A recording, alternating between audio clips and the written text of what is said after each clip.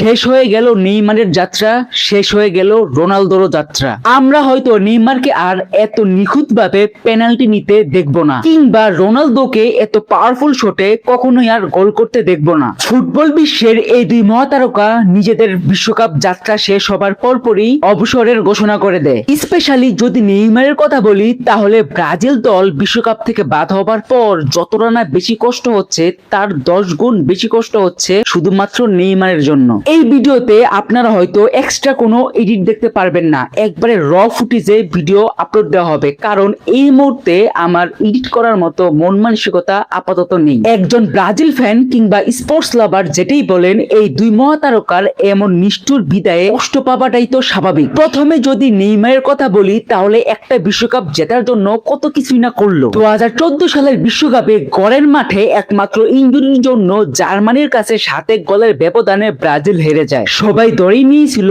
নেইমারের এই ইনজুরির পর সে হয়তো আর কামব্যাক করতেই পারবে না, কিন্তু সে সবাইকে অবাক করে কামব্যাক করে 2018 সালের বিশ্বকাপে। কিন্তু সেই বিশ্বকাপেও বেলজিয়ামের কাছে দুঃখজনকভাবে হেরে বিদায় হয়ে যায়। পরবর্তীতে 2022 সালে সবাই ধরে নিয়েছিল ব্রাজিল এবার হয়তো নিজেদের হেক্সা মিশন কমপ্লিট করবে, কিন্তু ক্রোয়েশিয়ার কাছে ব্রাজিল দুঃখজনকভাবে হেরে যায়। নেইমার মাঠের মাঝখানে বসে কাঁদতে থাকে। সে এই হারটা মানতেই পারতেছিল না, কারণ এই ম্যাচটি জেতার জন্য সে নিজের পুরোটাই 100% দিয়েছিল। নেইমারের এই কান্না আজও যেন চোখের সামনেই বেশি উঠে। সেই দুঃখ ভুলতে না ভুলতেই 2026 সালের বিশ্বকাপ হাজির। 2026 সালে নেইমার 100% ফিট ছিল না, তবুও তাকে কোচ আনচেলত্তি দলে রেখেছিল, কারণ কোচ বিশ্বাস করেছিল যে নেইমার যদি মাত্র 5 মিনিটের জন্য মাঠে নামে, তাহলে হয়তো সেই ম্যাচের রেজাল্টও পরিবর্তন হতে পারে। কোচ আনচেলত্তির ট্যাকটিক্সের জন্য ব্রাজিলের টুর্নামেন্ট ভালোই যাচ্ছিল, কিন্তু নরওয়ের বিপক্ষে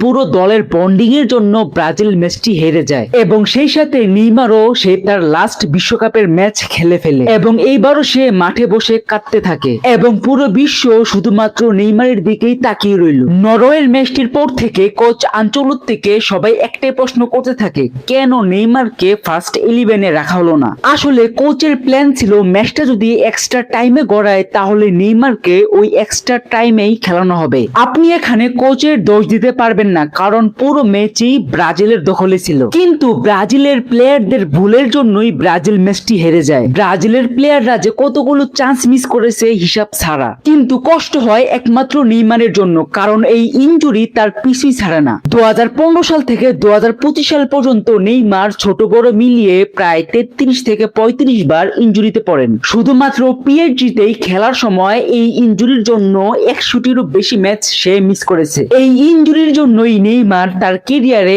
অনেকটাই পিছিয়ে পড়েছে, না হলে হয়তো মেসি কিংবা রোনালদোর মতো তারও গোল সংখ্যা থাকতো। তবে তাতে কি, নেইমারের ফ্যানরা তাকে গোল করার জন্য তার খেলা দেখে না, ফ্যানরা চায় সে শুধু মাঠে নামুক।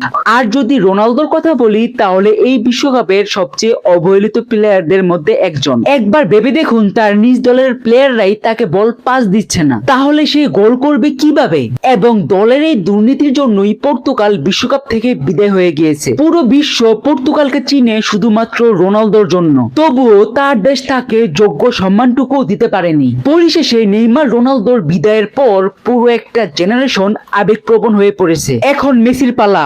আমরা সবাই চাই এবারের বিশ্বকাপটাও মেসির হাতে উঠুক, কারণ এটাই হয়তো তার শেষ বিশ্বকাপ। যদিও নেইমার ফ্যানদের এখনো একটা আশা আছে, কারণ ব্রাজিলের রাষ্ট্রপতি এবং নেইমারের বাবা নেইমারকে অনুরোধ করেছে সে যেন 2030 সালের বিশ্বকাপ খেলে, কারণ রাষ্ট্রপতি বিশ্বাস করেন এইবার নেইমারই বিশ্বকাপ নিবে। যদি তাই হয়, তাহলে সেটা সমর্থক কিংবা ফুটবলের জন্যই মঙ্গল হবে। যাই হোক, এই ছিল আজকের ভিডিও। দেখা হবে কোনো একটা নেক্সট ভিডিওতে।